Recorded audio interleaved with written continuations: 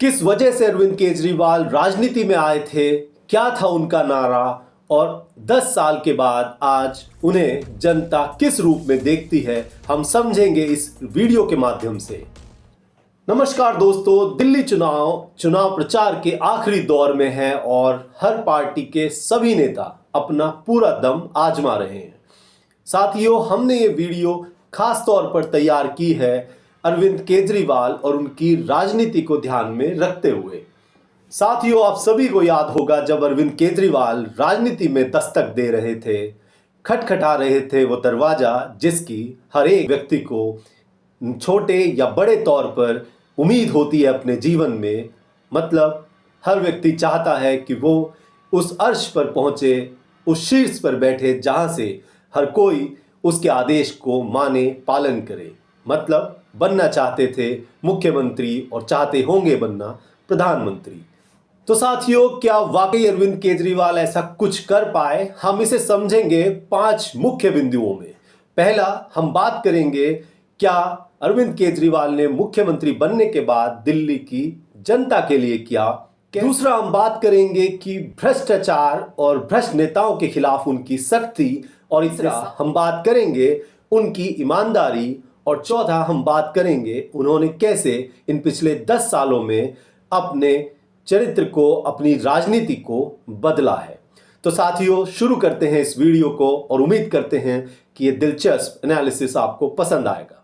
तो दोस्तों, 2013 में जब पहली बार आम आदमी पार्टी ने चुनाव लड़ा, उन्हें अप्रत्याशित 28 सीटें मिली और अरविंद केजरीवाल मुख्यमंत्री बन गए।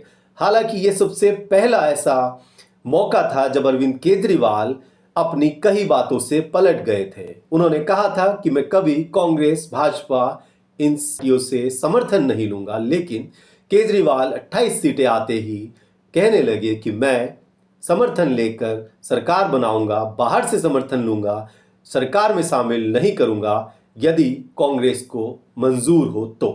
कांग्रेस ने इसे मंजूर किया, उन्हें मौका दिया और अरविंद केजरीवाल ने 49 दिन की बढ़िया सरकार बनाई। वहीं से अरविंद केजरीवाल ने रास्ता देखना शुरू कर दिया प्रधानमंत्री पद के लिए, चूंकि वे पहले ही अटेम्प्ट में मुख्यमंत्री बन चुके थे और जा पहुंचे काशी की उस सीट पर जहां उस समय के धाकड़ नेता, हाल के प्रधानमंत्री मोदी चुनाव लड़ रहे थे। टक्कर दी, हालांकि प्रधानमंत्री मोदी संगठन की वजह से और अपनी छवि की वजह से जीत गए और अरविंद केजरीवाल वापस दिल्ली आए। अरविंद केजरीवाल ने मानो एक क्रांति लाई राजनीति में। उन्होंने अपने मंच से ही एक ऐसा नंबर जारी किया जिस पर हजारों लोगों ने कॉल किया और सरकारी अधिकारियों के भ्रष्टाचार को खत्म करने के लिए, नकेल कसने के लिए एक नई उम्मीद जनता के अंदर जगाई, एक नेता के तौर पर, जिसकी सराहना भी खूब हुई। कामयाब होने के लिए अरविंद केजरीवाल ने नितिन गडकरी, सलमान खुर्शीद, नवीन जिंदल, अंबानी और न जाने कितनी ऐसी फिगर्स हैं जिन्हें सीढ़ी के तौर पर इस्तेमाल किया। सीढ़ी हम इस वजह से कह रहे हैं चूंकि अरविंद केजरीवाल ने इन सब पर भ्रष्टाचार के बड़े बड़े आरोप लगाए।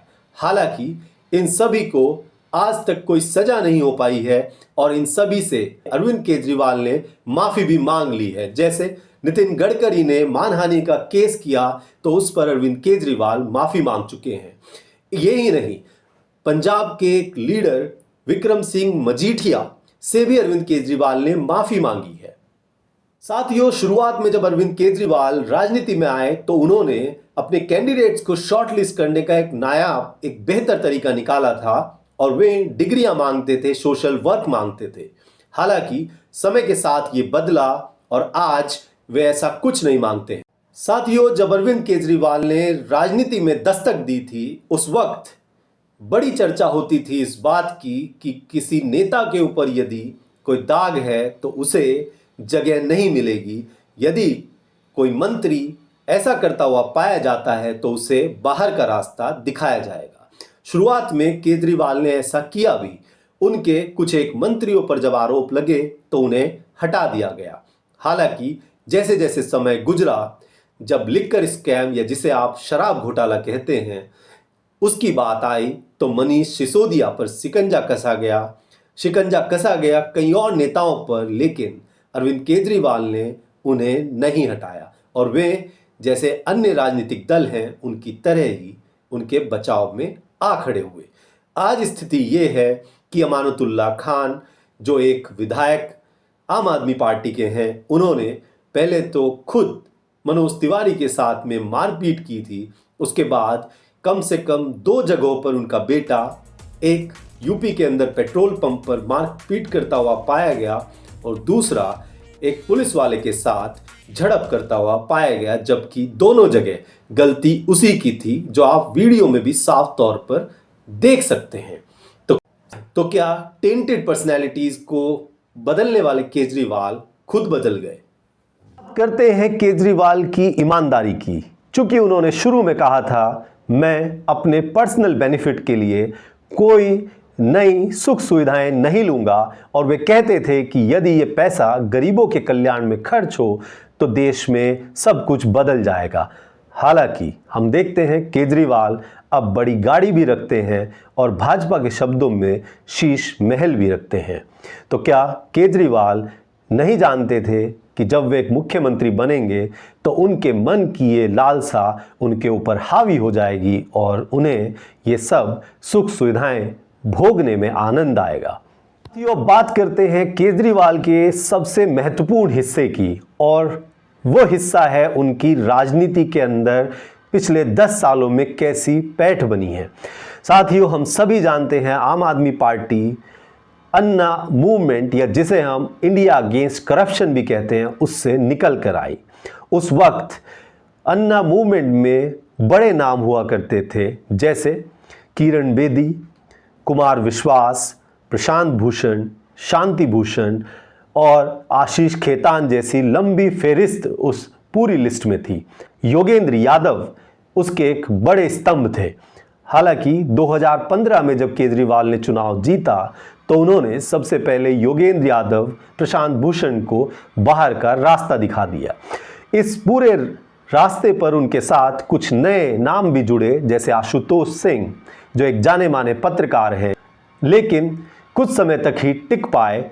कुमार विश्वास जो शुरुआत से उनके साथी थे बिछड़ गए, हालांकि उन्होंने कोई दूसरी पार्टी ज्वाइन नहीं की। साथियों, आज की डेट में यदि हम देखें तो उनके साथ केवल संजय सिंह, राघव चड्ढा, मनीष सिसोदिया, यही ऐसे नाम हैं जिन्हें आप थोड़ा नामी गिरामी कह सकते हैं और जिनकी बात जनता सुनती है, सुनना चाहती है। तो क्या केजरीवाल के साथ शुरू हुआ सफ़र जल्दी खत्म हो जाता है? जैसे इन नेताओं का ये सफ़र खत्म हुआ है केजरीवाल के साथ, तो क्या दिल्ली की जनता भी अब उनका इस सफ़र में आगे साथ नहीं दे पाएगी? चूंकि केजरीवाल शराब घोटाले में वाकई लिप्त हैं, क्या ये जनता मानती है? क्या ध्रुव राठी का वो वीडियो जो उन्होंने केजरीवाल के बिहाफ पर शेयर किया है डॉक्यूमेंट्री के तौर पर, कोई बदलाव ला पाएगा? क्या वाकई केजरीवाल अमानतुल्लाह खान जैसे टेंटेड, या ये कहें अब बदनाम हो चुके प्रत्याशियों पर दांव खेल पाएंगे? और इन सब से इतर कांग्रेस पार्टी, जिसे केजरीवाल ने 0 के बराबर आंक दिया था, उनकी सभाओं में उमड़ रही बड़ी भीड़, प्रियंका गांधी को सुनने आ रहे लोग और उनके भावनात्मक भाषण केजरीवाल को पिछले पायदान पर पहुंचाने का काम करेंगे। क्या अब केजरीवाल की राजनीति आम आदमी पार्टी की राजनीति का अंत सुनिश्चित है? और आप ये भी बताएं कि क्या भगवंत मान अब अपनी कोई अलग पार्टी बनाकर पंजाब के मुख्यमंत्री रहने के साथ साथ अपना भविष्य कहीं और तलाश करेंगे? साथियों, हम चाहते हैं आप अपने कमेंट्स दें। हमने कोशिश की जो पिछले 10 सालों में केजरीवाल ने किया है उसको आपके सामने लाने की। उम्मीद करते हैं आपको ये पसंद आएगा। यदि आए तो अपने कमेंट ज़रूर दें और ये बताएं कि क्या वाकई दिल्ली की जनता आगे उनके साथ इस सफ़र में जाएगी, या फिर ये सफ़र आम आदमी पार्टी CM केजरीवाल का यहीं ख़त्म होगा। धन्यवाद दोस्तों।